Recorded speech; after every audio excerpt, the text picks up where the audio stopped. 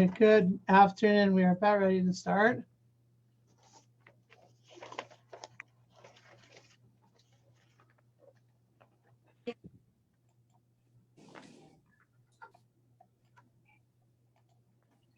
Okay. Good afternoon. We are about ready to start.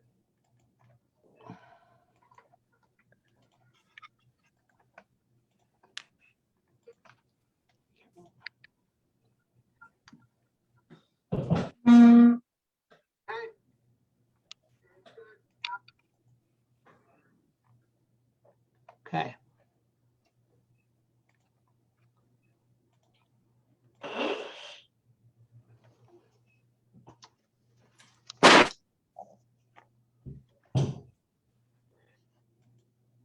Okay, before we start, just a quick bit of bookkeeping. I am excited to let people know that we have confirmed our learning mission to Israel for this coming, I guess, winter, spring, depending on how, I guess, how you define it, that the trip is going to be leaving, God willing, from, let me just get the exact dates here, from, second.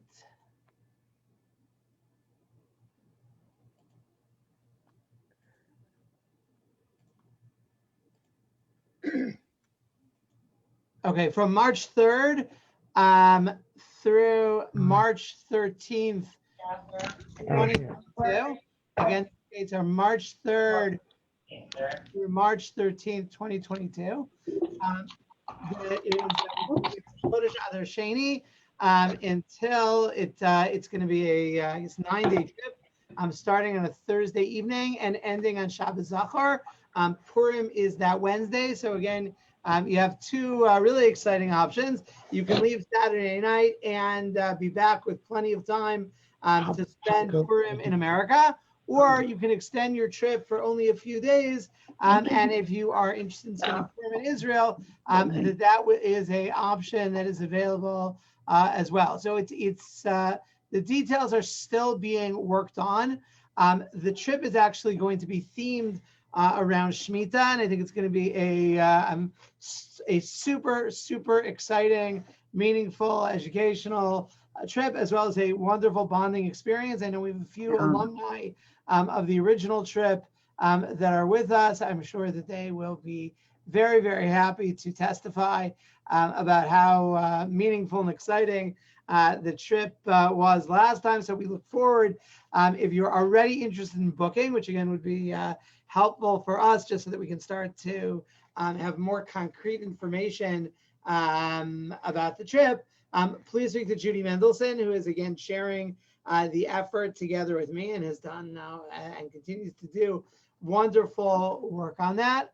I see actually Judy just showed up. Hold on a second. Hi, Judy. I was just telling everyone about that we are now officially open for business. We are hoping to have a tentative itinerary available in the next couple of weeks. That is, we're hard at work on that as well. And we hope to be able to, as much fun as learning over Zoom is, certainly learning in Israel is much, much better. So we're looking forward to being able to share that experience with as many of you as is relevant as possible. And again, feel free to bother Judy at any time of day or night for any information that you need about the trip. She's really our 24-hour concierge. I'm just kidding. Don't bother her all the time. But we are very happy to have her working on this. Okay. To pick up our thread, we had started last time really with a focus on this really fascinating personality of Sarah Schneer, to try to understand where she comes from, kind of her intuitive kind of religious compass that she had, about her feelings that she lived in a tumultuous world of Jewish life in Galicia at the turn of the century, where there was increasingly a growing sense that there was no infrastructure for meaningful religious life for young women, right? It's a time of great change. We spoke about the fact that it's interesting to note that she was more comfortable in Polish than she was in Yiddish, right? She had attended. This is perhaps among the first generations of Jewish girls to attend public schools. That she was, again, had a decent-ish education for the time. And yet, right, that what had developed to allow women, young women, older women, to have a meaningful religious life, right, was something that was not really on the agenda in Galicia of the time. And we talked about the influences of German Orthodoxy on her, and her determination as essentially a completely private person, right? She starts off without the benefit of any kind of real institution behind her, organization behind her.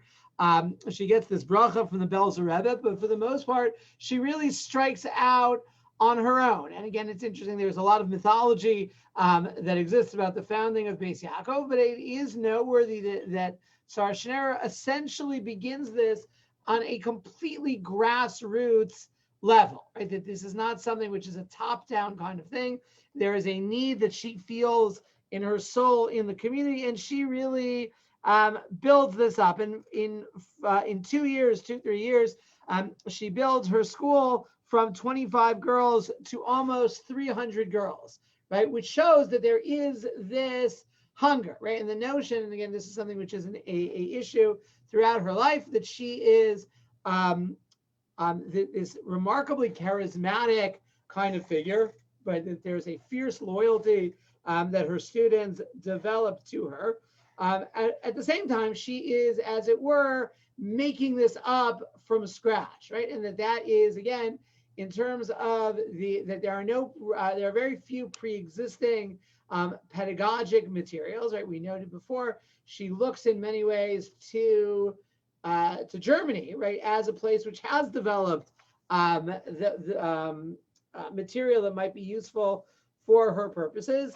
And that, in terms of a fundraising infrastructure and so forth, right, this is all completely grassroots. In 1919, a number of individuals in Krakow, right, form a committee that to help lead to the financial support of what starts off as Sarah Schneer's local school in Krakow, and will eventually expand to a movement that spreads even beyond the borders of Poland itself, throughout in various places in Central and Eastern Europe. Now, this is the same group of men, right? And again, that who are involved in setting up agudas yisrael in Krakow. So agudas yisrael is a relatively new movement. It essentially tries to start off before World War I, gets a little bit stymied by, to put it mildly, for World War I. And agudas yisrael views itself as a coalition of what we will anachronistically refer to as Haredi Jewry, right? That to bring together both from Western Europe, Central and Eastern Europe, to try to create a coalition, again, in certain ways, a response to the various other political movements that exist in European Jewry at the time, right? This is a world of, you have Yiddishists, you have Zionists of secular and religious varieties, right? Agudas Yisrael sees itself as representing, let's call it, the Orthodox community. And again, you have different wings within the world of Agudas Yisrael. It's not uniform, different places. It manifests a little bit differently. The group of activists in Krakow, right, see this fledgling project that Sarah Schneer has now been engaged in for a number of years, and they decide that they are going to commit themselves, right, to the financial support of Beis Yaakov, right, that they are going to continue to make sure that this is going to be able to thrive, to grow, and to continue. So by 1923, again, we're now talking 6 years in, right? We now have not just a single school, we have a number of different developments, right? We have schools in that general region, in Tarnov and other cities. And in 1923, Sarah Schneer decides, to some degree, out of almost a sense of desperation, to create a teachers' seminary in Krakow as well, right? For the simple reason that there are no teachers that teach in these schools, right? Where are they going to get the people who have the combination of the particularly pious worldview, right, coupled with having any kind of training in the teaching of students, right? That it's very hard to deal with it. So she starts this project again. And what's partially remarkable about this is that it is, again, totally grassroots at the beginning, right? She sees a struggle. She needs teachers. She has graduates and others, and she starts to work with it, right? To develop this. We'll come back to the seminary in a moment. So the other thing that happens in 1923, which is quite significant, right, is that the Aguda in Poland as a whole, which is a political party, which actually has representation in the Polish parliament, right, takes on Beis Yaakov as essentially a project or a wing of their party. Now, again, this is a little bit weird to us as Americans, right? But if you think about Israel, for instance, where the notion that you have political parties that have educational systems, right, that they support, that they advocate for, and so forth, right, that's a little bit more familiar, right? So this is now in 1923 a network of more than 60 schools. Now, what schools mean, right? Again, part of the issue up till 1923 is, especially when you leave the confines of Krakow, it's a very almost like, it's not a franchise as much as a do-it-yourself kind of project. In other words, that the model that she created, right, against all of the different social pressures that we spoke about in previous sessions, right, starts to spread throughout the area. And you have supplementary schools, in other words, areas where young girls are being educated in various kinds of public school settings, right? And that this is almost like what we would call like a Hebrew school or a Talmud Torah, right? And it was that after you complete your secular education, there were supplementary beis Yaakovs. In the bigger cities, you have some day schools. So there's like more like the original model. You have schools that provide vocational training. You have some high schools that are starting to begin, right? And again, the Aguda steps in to try to create some kind of a real network, right, to provide materials for these schools. So, for instance, there are a number of these very interesting personalities. There's a man named Yehuda Friedenson, who's an activist in the Aguda, who begins a journal, right, the Beis Yaakov Monthly, which publishes never until the war. It's very interesting. It's in Yiddish, but for the first few years has a Polish supplement as well, right? The issue of language is a really interesting issue that goes on. And Beis Yaakov makes a conscious decision in Poland to throw their lot in with Yiddish. And it also allows them, agudas Yisrael has a major a fund, right, for the support of Jewish education, yeshivas, and the like, which was called the Karen, I want to say Karen Torah, but I don't remember if that's correct, right? And that part of this fundraising effort is for Beis Yaakov. And again, I think that it's significant to realize what an important development that is. And there's this ownership of this idea that Jewish girls are going to need to have a robust Jewish education if they are going to continue. In fact, Yehuda Friedenson also publishes, Sarah Schneer at this point develops a textbook called Yaakov, right, which is, again, it's to teach various issues of the Jewish religion in schools.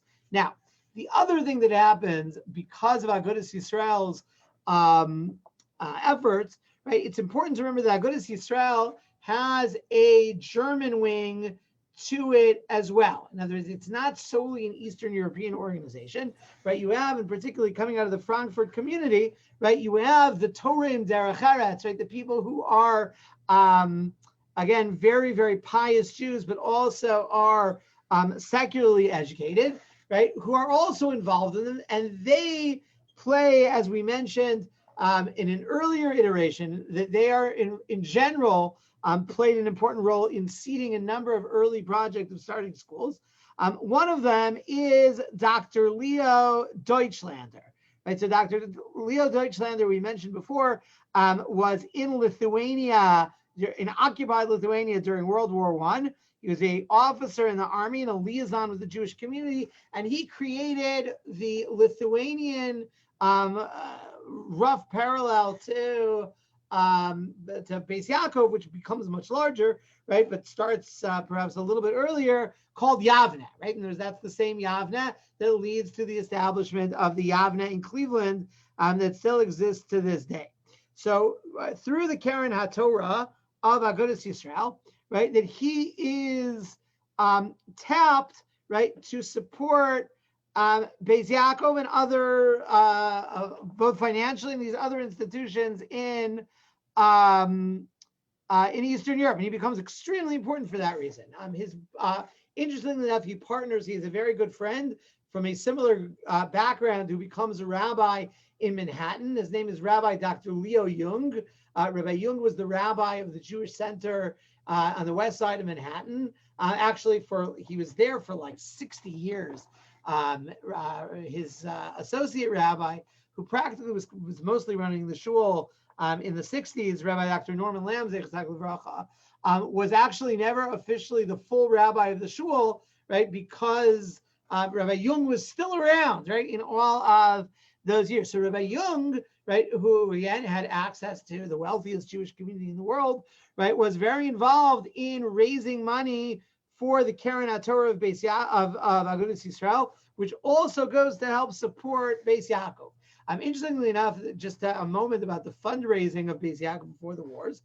One of the things, I think we spoke about this tangentially, right? One of the issues that even beyond Orthodox circles concerned kind of world Jewry at the time, right, was the question of impoverished Eastern European Jews, Jewish girls, finding their way being pressed into prostitution across the world, right? And the idea that the poverty and the lack of education and so forth, and perhaps, although this is, I think, more debatable, maybe lack of an internal religious compass, right? So the argument for the fundraising of beis Yaakov throughout the West, right? Some of it was you're combating white slavery, right? Which again it's a little arguable whether, the direct impact, whether beis Yaakov really did that, but certainly beis Yaakov seems to have fundraised on that basis at that time. Now, Dr. Deutschlander is not just a fundraiser, right? But he also is someone who is interested in the question of helping to professionalize the teacher seminary that Sarah Schneerer has introduced. And he recruits basically from Eastern Europe and brings various kinds of university educated, very frum personalities from Western Europe, right? And again, there's almost like a certain irony, right? That you have this community, which is relatively population-wise pretty small in Western Europe, right? It's many ways an assimilated kind of community where you have these islands of Orthodox communities, right? With this kind of Torim Derech Eretz philosophy, who come to help Sarah Schneerer run the school, right? So one of them, I think we mentioned her last time, is a young woman by the name of Judith Rosenbaum, right? So Judith Rosenbaum, who is again, they shows up in Krakow. We actually she wrote an essay in a book actually edited by Leo Jung, where she talks about how she came into beis Yaakov. We quoted part of it last time. Hold on one second. So I want to read to you, right, the way that she describes, just so that you understand this, right, what this seminary meant. There's a small side street in the Krakow ghetto. We walk into one of the large tenement houses and go up the narrow stone steps. We stop at one of the doors in the hallway of the first floor. The door opens, we enter a very small kitchen. A curtain separates this kitchen from a large room, which looks bright and pleasant in spite of its bareness. Here in Sarah Schneerer's own room, 20 girls sit by this table and study. Some are seated on boxes in the middle of the room, and write with their books on their laps. So there's no more room at the table. And it describes all of these people, what goes on. I want to skip down a little bit. It talks 25 young girls, none older than 16. Right? Just keep that in mind. Were the first willing disciples who lived with Sarah Schneer in her 2-room flat, sharing every hour of the day under her guidance for several months. They all copied from the exercise books, which their teacher had filled in Vienna, and they felt rich in the possession of the thoughts. Right? They all copied out a guidebook for teachers that she had compiled. Right? So again, you kind of have to imagine this scene. They are literally copying over her notes, right, about how to teach. And he says that it's though it was simple, primitive, and old-fashioned in its style, right? Again, this is a young woman coming from a university-educated, state-of-the-art Germany of the time, coming into southern Poland and basically looking at this and saying, that is essentially what's going on, right? So she comes in, right, and is involved in trying to figure out together with Dr. Deutschlander and Sarah Schneer, right, to try to make this much more professional, right? So she has, hold on one second. And what comes to be from this is they create also summer programs. They would actually have these out in the out in the forests, right? They would come into the country, these young women, and they would have essentially a camp, right? She describes this. It's quite fascinating. We marched out at 6 a.m. in the cool morning air for physical training. We learned Tehillim in the rays of the rising sun. By the slope of the hill, we learned Hebrew grammar, while the bells of the cows grazed by tingled to the conjugation of the verbs. We read Mesilas Yesharim, S.R. Hirsch's 19 Letters and Chorev, as well as Isaac Breuer's Messiah Spuren and Juden problem, while the scent of the Carpathian vegetation filled the air. We listened to the lectures of learned men who came to us after they become used to the fact there was a colony of girls who themselves were already young scholars and intelligent learners, and you would have, right, in all of these kind of nascent beis yaakov schools throughout southern Poland, right, who were working in their schools during the year, came to get greater training and so forth, during the summer, right, and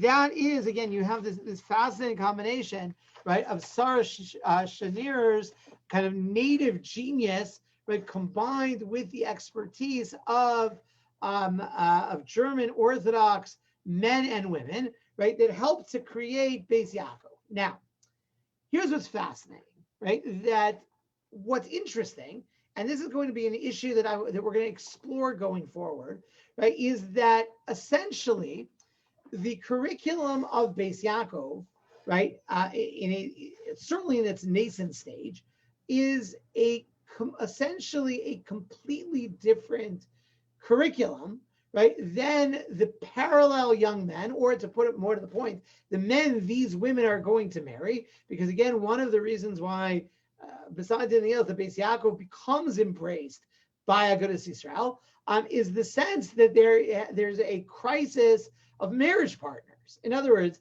you still have men in both Hasidic and non-Hasidic yeshivas in Poland and other parts of Eastern Europe, right, who are in certain ways, who the question is, right, for a young man who spent his whole career essentially focused on studying Talmud, who are they going to marry, right? And the two is, and that there actually was some of you may be familiar that the Mir Yeshiva in Lithuania was known for that their students would marry relatively late, right, deep into their 20s, right? You had this phrase, alta mirrors, right, old mirrors, right? So part of the reason for that is people who wanted to marry someone, who was a learner, right, to use today's terms, right, wasn't very popular, right? And it was based on this, and it was only, again, the growth of Beis Yaakov and its parallel schools, Yavna in Lithuania, some of the other independent schools and so forth,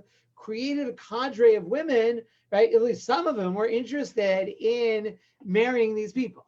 But here's the interesting thing, right? The curriculum, right, first of all, again, was very much rooted, and this changes in post-war Beis Yaakov. This kind of slowly disappears. Number one is very much rooted in, we mentioned them before, the works of Rav Shamshin, Rav Paul Hirsch, and others, right? These are not popular works as far as yeshiva educated men in Eastern Europe, right? It's not part of their curriculum, right? So it's interesting, you kind of have this parallel lives, right? As opposed to, what's interesting is that in Central Europe, right, in Germany and places like that, the reality is the education of Orthodox men and Orthodox women was really not so dissimilar, partially because it was not a very intensive learning culture, right? You didn't have, for the most part, many people who were, again, the German Orthodoxy bred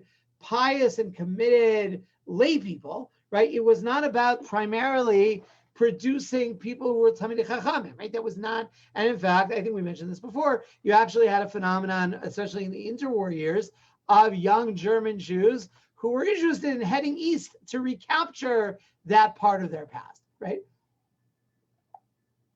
In addition to some of the other things we mentioned, Hebrew grammar, Tanakh, right? These things which became very important as part of, to varying degrees to this day, part of the Beis Yaakov curriculum, was not really parallel to what the men and the boys are learning, which is, of course, heavily focused on the study of Gemara. Now, if you think back, right, to the beginning of the series, we talked about the fact that in classical halacha, the question of women studying Torah of women's education in general and Torah Shebaal Peh in particular is controversial in the early sources. However, and this is very, part of the aguda adoption of Beis Yaakov, is the fact that the Chavetz Chaim, right, Rav Yisrael Meir Cohen Kagan, who was probably the most significant halachic figure in early 20th century, really in the world, comes eventually, right, to very much identify with the educational goals of Beis Yaakov. And it's interesting, even before Beis Yaakov exists, right, in the earlier part of the century, the Chavetz Chaim, in the realm of theory, right, becomes an advocate for women's education. So he writes a commentary on that original Talmudic piece in Maseches Sota that we started with at the very, very beginning, about the controversy over Hamalamed Lebito Torah, someone who teaches Torah to his children. And there the Chavetz Chaim says that discussion is no longer relevant, right? It's quite fascinating. He says it does not apply today.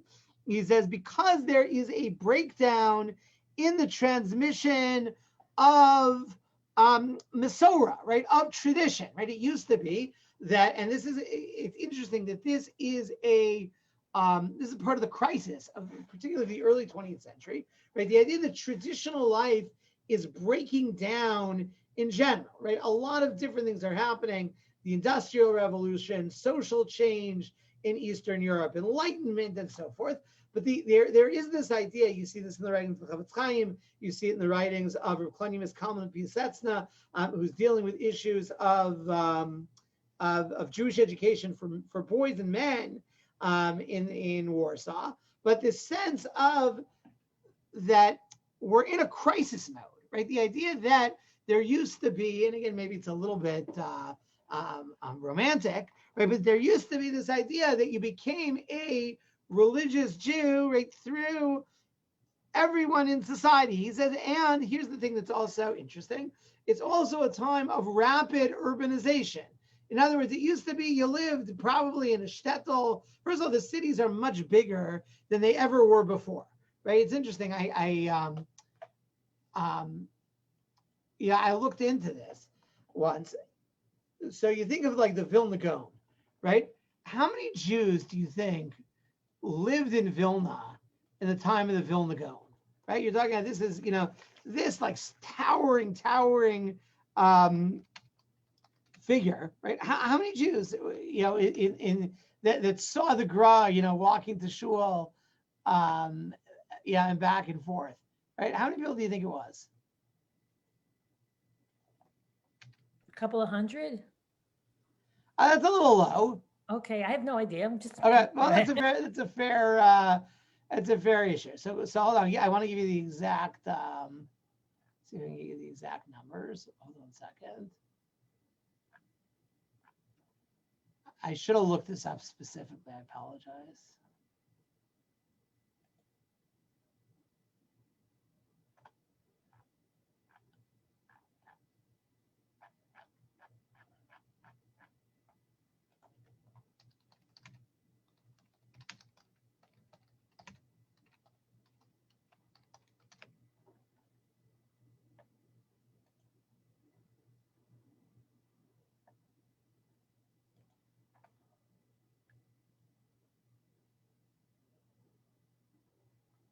Sorry, hold on.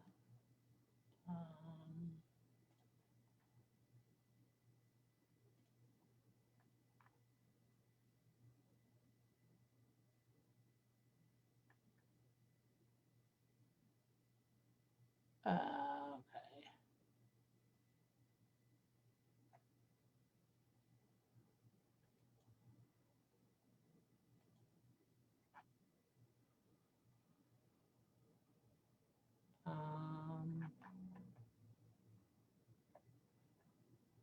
Okay, I want to say I feel my recollection is it's about 8,000. There are 8,000 Jews in Vilna, right? So just to give you kind of a sense of the difference, right? In 1921, right, there are 46,000 Jews living in Vilna, right? And this is true. You have this urbanization that continues consistently, right, throughout it gathers steam in the 19th century. And the idea that it used to be like you're in the shtetl where, you have a seat in the shul that was your father's seat and your grandfather's seat, and you live maybe in the same house, right? And there was a much stronger kind of tradition, right? And the Chavetz Chaim basically says, therefore, we cannot take, let's call it this luxury, right, of being able to assume that however you understand what the original reason for it was, right, that women need to be given a Jewish education, or not, they're not going to stay Jewish, right? Which again, it's 70 years after B'Sham Shmuel Hirsch was saying it in Germany, the Chavetz Chaim is saying it in Eastern Europe, and he says you should teach them Chumash and Tanakh and Musar and Pirkei Avos and books like that. Now again, he does not, right, talk about Torah Shabbal Peh, right, other than Pirkei Avos. Now again, it is interesting that to the best of my knowledge, the Chavetz Chaim is the first one, even though Pirkei Avos is, technically speaking, it's totally Torah Shabbal Peh, right? It is the oral Torah, it's a tractate of the Mishnah. So the Chavetz Chaim carved out this exemption that Pirkei Avos is okay, right? And again, within the world of Beis Yaakov to this day, right, that is clearly relied upon and dealt with. Now, when the Chavetz Chaim originally wrote this, it was more in the realm of theory. In other words, he was not giving a programmatic, he didn't start a school. There was no school that started because of this. It was more kind of just like out there in the air.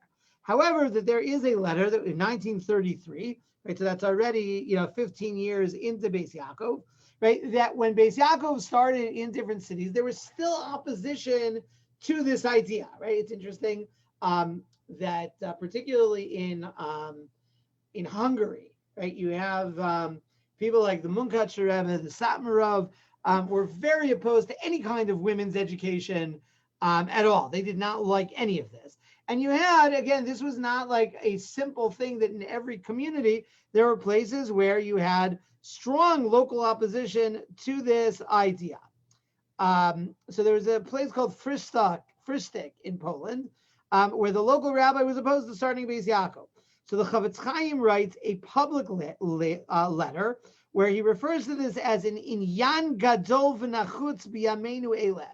that this is a huge and pressured issue today. Asher zerem akfira shorer b'chol takva rachmana litzlan. Right, that there is a the streams of heresy, right, are very powerful, and he says that kol hachashashos v'apikpukim me'isur l'lamedis bito Torah ein shum michush lazeh biyameinu elah. He says any concern, right? In other words, any concern whatsoever about teaching one's daughter Torah, one should not be concerned with at all. And he says, and that we need to make as many schools as this as possible. So this is, and there's this letter, which again is a very, very strong endorsement of the beis yaakov concept by the most significant halachic figure of the time, right? So the revered elder sage of world Jewry at the time, right? That, together with the support of agudas yisrael, right, I think is very significant in terms of turning the tide to a situation where the notion, again, without getting into the question of subject matter, right, but the notion that women's education, right, is something vital today for a engagement with Yiddishkeit, right, gets this seal of approval for the Chavetz Chaim.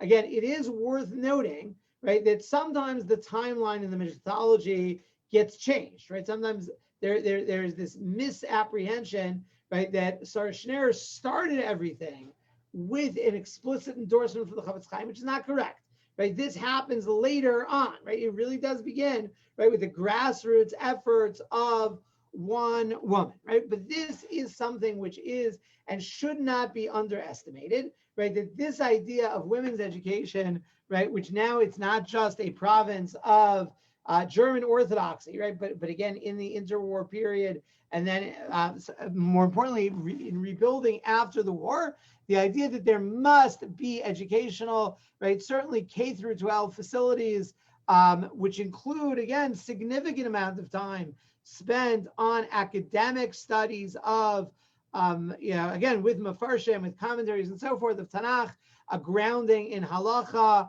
and so forth. And again, some of them, there's a wide variety of beis yaakovs that exist. Some of them actually quite academic within the limits of the curriculum, are a remarkable, unparalleled development in Jewish history. Okay, so that's kind of what I want to say in terms of that specific topic.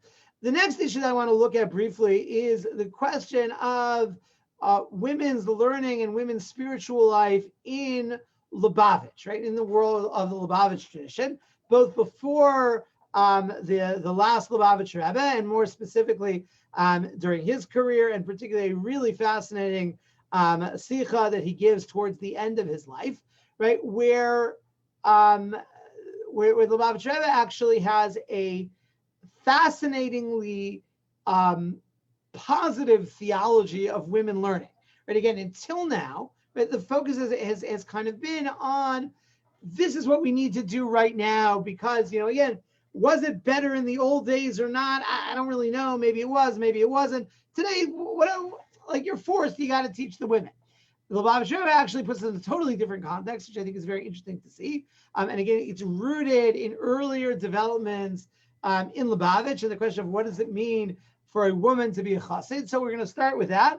And then our last final series is on the impact of Rav Soloveitchik, right? Who he and his family and his students really represent in certain ways the most kind of radical development within the Torah community in terms of a intensifying engagement, not just with, let's call it the typical beis yaakov curriculum, right, but also with really Torah Sheba'al Peh, with Gemara writ large. And so that's kind of our agenda going forward. Okay, so that's my piece for today. Any questions, comments, clarifications from our esteemed audience? I have a couple of questions. And Yeah, I please. apologize because I missed like 4 classes. So if it's Okay. not relevant, please. I'll tell you to go back. They're all recorded, but it's Okay, but feel free to please. ask. So these rabbis who were vehemently against Were they vehement, other than the fact that it's never been done before? What was the reasoning? Okay, so at risk of, so a few things that some of them, again, the Chavetz, let's take the Chavetz Chaim's formulation, right? What is really a fascinating development, right? That if you look at again, nobody had ever done this before, right? It's not just a question of absence, that you actually have, written sources that would really seem to discourage this kind of thing from happening. And by the way, what we didn't drill down enough on this, and I need to actually confirm this. My understanding is that within the Satmar school system for girls today, right? Because again, even in Satmar today, part of it's because you got to have some kind of a school or the cops are going to go after you, right? That even in Satmar, which eventually has their own beis system of schools, that in Satmar, they teach them Chumash without Rashi, right? That they do not teach. And again, maybe they have like some kind of Yiddish translation, I don't know what else that they use, but they do not learn Mefarshim. Now, it's a little bit of it's a little unusual. And again, within the Beis Yaakov world, right? Beis Yaakov is all about learning Mefarshim on Tanakh, right? That's one of the things that Beis Yaakov is known for, right? And again, there's a guy who used to write in the Jewish Observer, who used to sometimes complain about this, like what are the future wives they need to know, Malbims and Radaks, like, they should, I don't know, give them more cookbooks or something. I'm not sure what, but the reality is that the argument could be made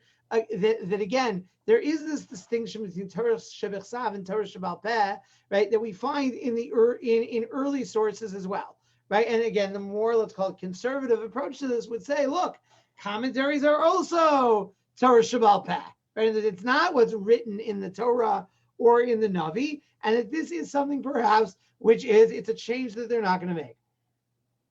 But what about Rashi's? I'm sorry. To realize that more globally, that there is a fiercer antagonism towards anything that's smacked of modernity or change. And this is a much more complicated. In certain ways, it has more to do with the history of Hungarian Jewry than Hasidus as a intellectual movement per se, right? Hungarian Hasidus is kind of its own beast in a lot of different ways. There is a, and that in general, that the Minchas Elazar, who was a huge, massive Talmud Chacham, and a very important figure in those circles, was known to have quipped at some point. We have the Gemara says, Akamsa uvar Kamsa Charva Yerushalayim. Jerusalem was destroyed because of Kamsa and Bar Kamsa. So he is said to have remarked that Kamsa stands for Communistim, Mizrachistim, Zionistim, Agudistim, right? The communists, the religious Zionists, the Zionists, and the Aguda, right? And there's like, as far as he was concerned, the whole notion of creating a political party, we never did that before, right? And there's like there's a certain resistance, in that way. But that's the first question. Keep going. Don't we have a history though of Rashi's daughters being very learned? Good. So we have, again, so this is something which it's part of the story, right? That until we get to, let's say, the 19th century, there are individuals, right? That there are stories about individuals that particularly in certain kinds of rabbinic families, right? And again, that even within the Rambam, right, who formulates it, one perhaps can make a distinction between teaching, right? And because again, there are other sources that talk about the idea that women do get a reward from heaven for studying Torah, right? So the one distinction that we find in the earlier sources is you don't set up a system, you don't, force feed it to a kid, right? But if as an adult, right, they, are interested in it, right, then there is perhaps room. But again, I think that distinction, in other words, what happens starting in the 19th century, and really again in Germany, to start with, of a formal system, that's something which is a remarkable kind of revolution. Good. Mom. How did these schools work? Was there a relationship between them when you talk about a system? So it's a good question. It seems to me, from what I understand, and this may not be completely correct, is that it was on the one hand relatively loose, right? At the same time, that eventually, in other words, that part of what happens when aguda first locally and then as a party takes it over is, number one, there's a funding stream, right? That's always important in terms of standardizing things, right? And if somebody's giving you money, that there's certain kinds of money always comes with issues. You also have the seminary, which is training the teachers that are going out to the field. And again, that whole training apparatus helps too, but it's I don't think it was, I think it was in certain ways very local. Okay, good. So we will stop here. Again, we are scheduled to meet again, God willing, a week from today to look at the Lubavitch end of the story. So again, regular Chumash and Parsha tomorrow. Oh, give me 1 second. I forgot to announce the sponsorship at the beginning. So just before we go off, okay,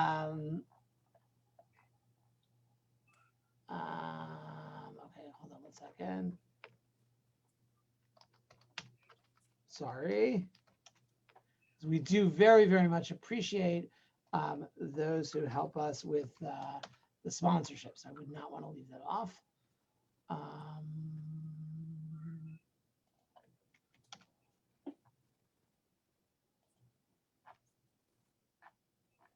Okay, our classes are sponsored in honor of the birthday of Nama Lazar by her children and grandchildren. Nama, it's always a pleasure to have you.